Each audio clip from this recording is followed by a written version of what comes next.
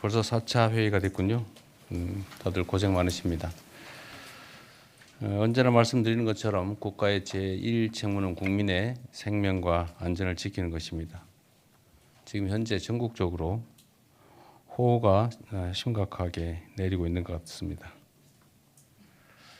다행히 대규모 피해는 없지만 이미 인명피해가 발생하고 있는 것 같고 또 일부 침수 피해도 지금 보고되고 있습니다. 상습적으로 피해가 발생하는 반지하, 지하차도, 지하 주차장, 하천 범람 지역, 또 산사태 위험 지역, 옹벽 이런 인명피해 우려 지역에 대한 안전점검 그리고 긴급 대응에 만전을 기해 주시기 바랍니다. 국민의 생명을 지키는 일에 작은 실수도 용납되지 않는다라는 점을 명확하게 말씀드립니다.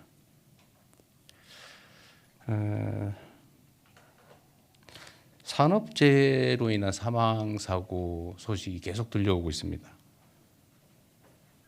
근데 그 내용들을 보면 아니, 아직도 이런 사고가 이런 식으로 발생하나? 라는 생각이 들 때가 있습니다. 돈보다 생명이 훨씬 귀중한 것인데 일선에서는 생명보다 돈을 더 귀히 여기는 경향이 없지 않고 특히 안전을 비용으로 생각하는 경우가 상당히 많이 있어 보입니다. 우리 사회 풍토에 관한 것이기 때문에 기본적인 원칙들을 잘 지켜나갈 수 있으면 좋겠습니다. 14일에 포스코 광양제철소에서 작업 중이던 노동자들이 추락해서 한 분이 사망을 했다고 합니다. 사고 원인을 신속하게 또 철저히 조사해서 안전조치 등 미비점이 없는지에 대해서 신속하게 확인하고 그 잘못에 대해서는 엄중하게 책임을 물어야 될 것입니다. 전 세계에서 또는 OECD 국가 중에 산업재해율 또는 사망재해율이 가장 높다고 하는 이 불명예를 이번 정부에서는 반드시 끊어내야 되겠습니다. 삶의 터전이 되어야 될 일터가 죽음의 현장이 되지 않도록 해야 될 것이고 그러기 위해서는 필요한 정부 내 현실적인 조치들이 좀 필요할 것 같습니다. 한번 말씀드렸던 것 같은데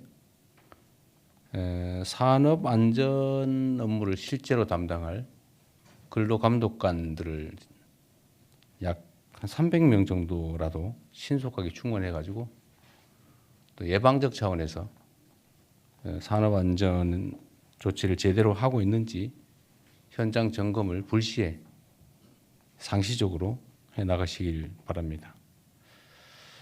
그리고 지방 공무원들 또는 중앙 공무원도 상관없지만 공무원들한테 특별사법경찰관 자격을 신속하게 부여해서 현장에 투입하는 대안도 검토해 주시기 바랍니다. 지금 복지 사각지대 문제가 또 현실화된 것 같습니다. 우리가 사회안전망이라고 보통 부르는데 이 사회안전망이라고 하는 것은 그야말로 망이기 때문에 구멍이 숭숭 나서 빠지기도 하고 그 망이 부실하기도 해서 우리가 예상하지 못하는 영역에서 심각한 상황이 벌어지기도 합니다. 그래서 장기적으로 보면 사회안전망을 사회안전 매트로 바꿔가는 것이 필요하겠다는 생각이 듭니다. 최근 대전에서 모자가 숨진 지 20여일 만에 발견됐다고 합니다.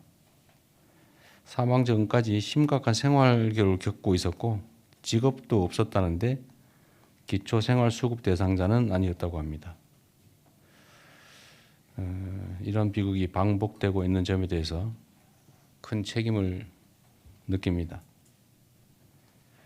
이런 문제에 대해서만큼은 우리 정부가 꼭 신청해야 움직이는 소극 행정에서 탈피해서 이런 사각지대, 안전망에서 추락하는 그런 일들이 생기지 않도록 선제적으로 예방하는 적극 행정이 반드시 필요하겠습니다. 자, 그리고 하나 더 말씀드리면 오늘이 제헌절이죠. 재헌절이 한때는 아마 공휴일이었던 것 같습니다.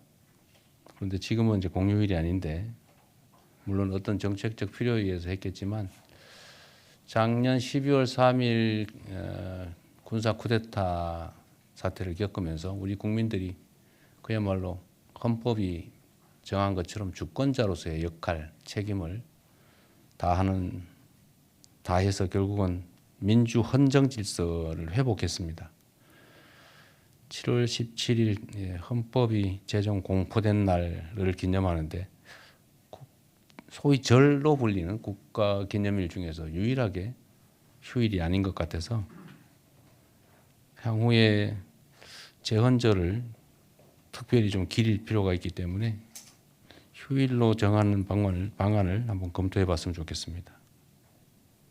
그래서 7월 17일 재헌절이 되면 국민이 국가의 주인이라고 하는 헌법 정신을, 국민 주권 정신을 한번 다시 되돌아보는 그런 좋은 계기로 만들었으면 어떨까 하는 생각이 듭니다.